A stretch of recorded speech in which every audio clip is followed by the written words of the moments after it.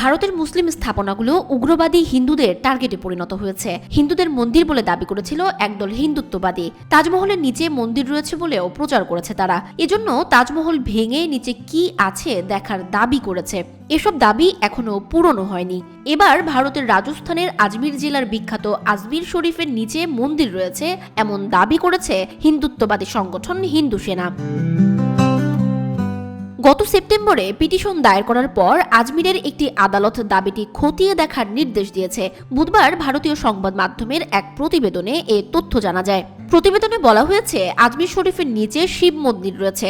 উত্তরপ্রদেশের সম্ভালের জামে মসজিদ বিতর্কের পরপরই হিন্দুত্ববাদীদের এই দাবির সপক্ষে আর্জি গ্রহণ করলেন আদালত। এ বিষয়ে নিজ নিজ মতামত জানাতে বুধবার সব পক্ষকে নোটিশ দিয়েছেন বিচারক মনমোহন চান্দেল। তিনি দরগা কমিটি, সংখ্যালঘু বিষয়ক দপ্তর এবং ভারতের পুরাতাত্ত্বিক কমিটিকে নোটিশ দিয়ে পরবর্তী শুনানির দিন হাজিরার নির্দেশ দেন। রাজস্থানে আজমিরে খাজা মঈনুদ্দিন চিশতির এই দরগা আকবরের আমল থেকে বিখ্যাত। প্রতি বছর দেশ বিদেশ থেকে বহু ধর্মপ্রাণ মানুষ এখানে আসেন। সেই আজমির শরীফের নিচে শিব মন্দির ছিল বলে হিন্দুরা দাবি তুলেছে। মামলাটি গ্রহণ করে আদালত পরবর্তী শুনানির দিন ধার্য করেছে আগামী 5 ডিসেম্বর। হিন্দু সেনার পক্ষ থেকে বিষ্ণু গুপ্তা দাবি করেছেন, আজমির শরীফকে সংকট মোচন মহাদেব মন্দির হিসেবে ঘোষণা করতে হবে। যদি দরগার কোনো ধরনের রেজিস্ট্রেশন থাকে সেটি বাতিল করতে হবে এবং হিন্দুদের সেখানে পূজা করার অধিকার দিতে হবে।